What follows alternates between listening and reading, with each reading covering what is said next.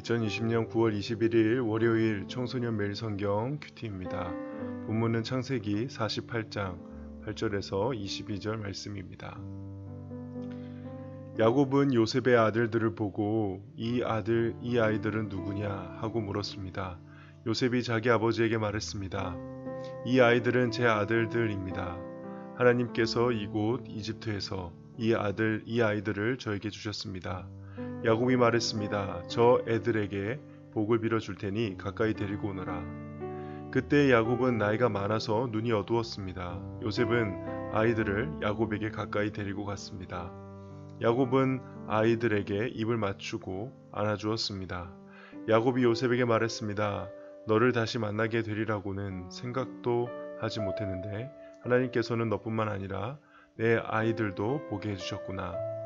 요셉은 두 아들을 야곱의 무릎에서 떼어놓은 다음 땅에 엎드려 절했습니다.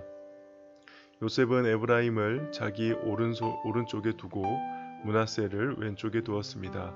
그래서 에브라임은 야곱의 왼손에 가까이 있었고 므낫세는 오른손에 가까이 있었습니다. 요셉은 아이들을 야곱에게 가까이 데리고 갔습니다. 그러나 야곱은 자기 팔을 엇갈리게 해서 오른손을 작은 아들인 에브라임의 머리에 위에 얹고 왼손은 맏아들인 므낫세의 머리 위에 얹었습니다. 그리고 나서 그는 요셉에게 복을 빌어주며 이렇게 말했습니다.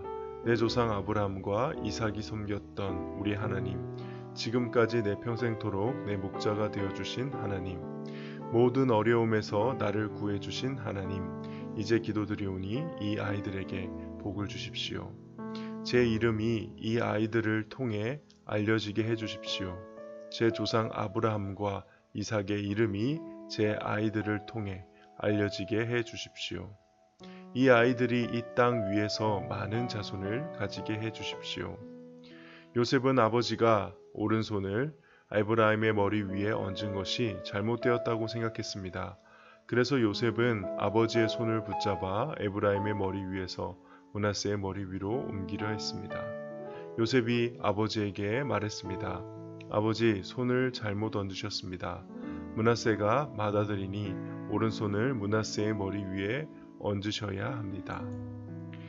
그러나 요셉의 아버지는 그 말을 듣지 않고 이렇게 말했습니다. 나도 안다, 내 아들아, 나도 안다. 므낫세는 크게 되어 많은 자손을 가지게 될 것이다. 하지만 므낫세의 동생이 더 크게 될 것이다. 동생의 자손은 한 나라를 이룰 만큼 많아질 것이다. 그날의 야곱은 므낫세와 에브라임에게 복을 빌어 주었습니다. 이스라엘의 백성들 사이에서는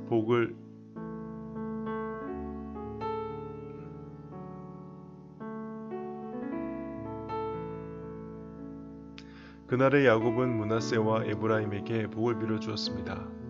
이스라엘의 백성들 사이에서는 복을 빌 일이 있을 때 이렇게 말할 것이다. 하나님께서 너희를 에브라임과 므낫세 같이 해주시길 바란다. 이처럼 야곱은 에브라임을 므낫세보다 앞세웠습니다. 그리고 나서 야곱이 요셉에게 말했습니다. 나는 이제 죽을 것이다. 그러나 하나님께서는 너와 함께 계실 것이다. 하나님께서는 너를 내 조상의 땅으로 다시 데리고 가실 것이다. 너에게는 내 형제들보다 더 많은 땅을 주겠다. 내가 칼과 활로 아모리 사람들에게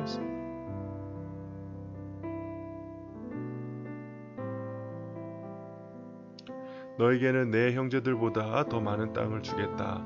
내가 칼과 활로 아모리 사람들에게서 빼앗은 세겜 땅을 너에게 주겠다. 오늘 본문의 이야기는 야곱과 요셉 그리고 요셉의 두 아들이 등장합니다. 야곱이 병들었고요. 요셉이 두 아들을 데리고 병문안을 왔는데 거기서 이 할아버지 야곱이 손자들을 축복하는 장면입니다. 8절에 야곱이 묻죠. 이 아이들은 누구냐? 므낫세와 에브라임입니다. 근데 바로 어제 본문에서 야곱이 므낫세와 에브라임을 양자로 삼았거든요. 손자들을 양자로 삼은 거죠. 그래서 나중에 우리가 잘 아는 이스라엘 12지파에 이 에브라임 지파와 므낫세 지파가 포함이 됩니다. 9절에서 요셉이 말합니다. 이 아이들은 제 아들들입니다. 하나님께서 이곳 이집트에서 이 아이들을 저에게 주셨습니다. 여기서 주셨다는 건 하나님이 맡기셨다, 위임했다라는 것입니다. 그리고 잘 알다시피 이 므낫세는 있게 하는 자, 에브라임은 기름진 땅이라는 의미로 이제 요셉이 총리가 되고 나서 낳은 아이들, 그 이름을 지은 것이죠. 형들에 의해서 이제 이집트에 팔려온 뒤에 그렇게 고생하고 총리가 되고 그 아이를 낳았을 때에 하나님께서 자신의 고난을 잊게 하시고 축복하셨다는 그 자신의 고백, 요셉의 인생이 담긴, 인생이 요약된 그 아이들의 이름입니다. 10절에 보면은 이제 야곱이 눈이 어두워졌다고 표현이 되고 있는데 예전에 야곱의 아버지 이삭이 눈이 어두워서 이제 애서인 척하는 야곱에게 속아 그렇게 축복했던 장면이 떠오르기는 합니다. 그런데 여기서는 야곱이 비록 육신의 눈이 어두웠지만 오히려 야곱의 경우에는 영적으로 밝은 모습을 보여주죠. 네, 뒤에 나옵니다. 11절에 야곱이 고백합니다. 너를 다시 만나게 되리라고는 생각도 하지 못했는데 하나님께서는 너뿐만 아니라 내 아이들도 보게 해주셨구나. 그러니까 자신에게 일어난 일이 하나님이 행하신, 하나님이 하신 하나님의 은혜였음을 깨닫고 고백하는 장면입니다. 그리고 12절과 13절에 요셉은 두 아들이 이제 야곱의 축복을 받을 수 있도록 준비를 시키는데요. 첫째 므낫세가 야곱의 오른손에 가도록 준비를 시킵니다. 이제 고대 근동에서는 이 오른손이 권위, 능력, 축복, 은혜 등을 상징하거든요. 그래서 당연히 형인 므낫세가 오른손으로 축복을 받아야 된다. 요셉은 이렇게 생각했던 것이죠. 그런데 야곱은 정반대로 합니다. 동생인 에브라임에게 오른손을 얹어요. 14절에 보니까는 팔을 엇갈리게 한다고 나와 있는데 이 단어가 원어로 보면은 신중하게 혹은 또 지혜롭게 했다는 의미가 있습니다. 다시 말해서 지금 야곱은 실수를 한 게 아니라 신중하게 지금 이 행동을 하고 있다는 의미죠. 그리고 복을 빌어주면서 이렇게 말합니다. 15절 내 조상 아브라함과 이삭이 섬겼던 우리 하나님, 지금까지 내 평생토록 내 목자가 되어주신 하나님. 여기서 섬겼다라는 것은 또 다른 의미로 가다, 쫓다, 따라가다라는 의미인데 참 재미있습니다. 하나님을 섬기는 삶이 어떤 삶입니까? 하나님께 무언가 해드리는 삶이 아니라 하나님을 잘 따르는 삶, 하나님을 쫓아가는 삶을 말합니다. 그러니까 하나님을 나의 목자로 고백하고 내가 그의 양임을 고백하는, 그게 하나님을 잘 섬기는 삶이라는 것이죠. 그리고 16절에 하나님께 그 두 손자의 복을 비는 장면이 나오죠. 제 이름이 이 아이들을 통해 알려지게 해주십시오. 제 조상 아브라함과 이삭의 이름이 이 아이들을 통해 알려지게 해주십시오. 근데 가만 보면 별로 축복 같지가 않죠.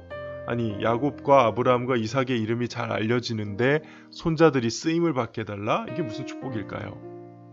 사실 이건 야곱과 함께했던 하나님, 선조들 아브라함과 이삭과 함께했던 그 하나님을 우리 자녀들 요셉과 이 손자들에게도 그런 하나님을 경험하기를 원한다라는 그런 이게 표현입니다. 그러니까 선조 때부터 계속 이어졌던 그 하나님과의 관계가 계속 우리 자녀들에게도 이어지기를 원한다. 그래야 이 이야기가 전파되지 않겠습니까?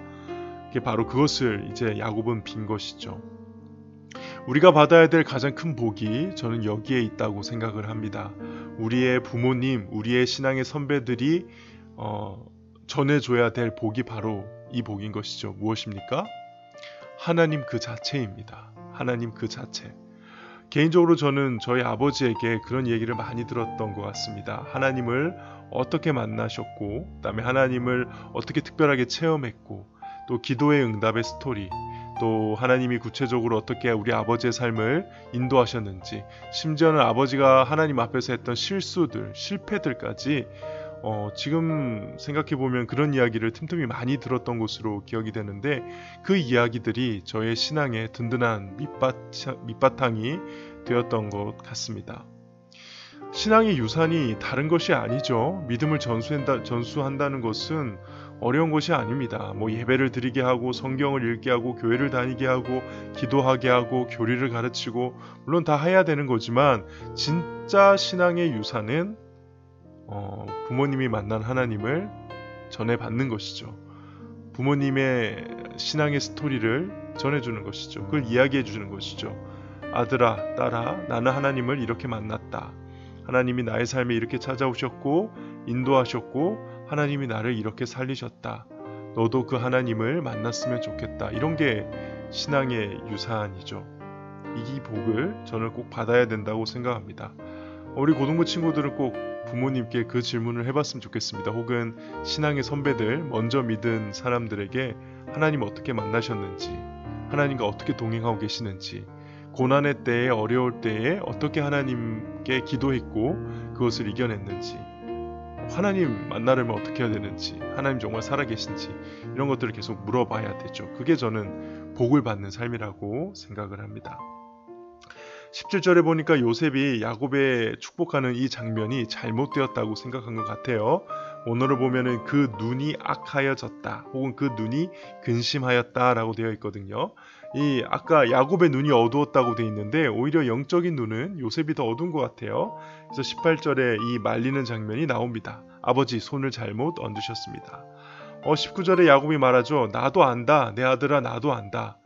알고 있었던 거예요. 야곱은 지금 실수한 게 아닙니다. 오히려 다른 사람은 이해할 수 없는, 이 요셉은 이해할 수 없는 그 하나님의 특별한 섭리 가운데 야곱이 그렇게 행동했다는 것입니다. 어떤 사람은 야곱이 자신도 둘째여서 인간적인 마음에 둘째인 에브라임에게 그렇게 축복을 했다라고 얘기하는데요. 근거는 없고요. 그리고 이 전체적인 야곱의 분위기를 봤을 때 제가 보기에는 야곱은 지금 이 하나님의 어떤 특별한 메시지 가운데, 은혜 가운데, 섭리 가운데 지금 이런 행동을 하고 있는 것 같습니다.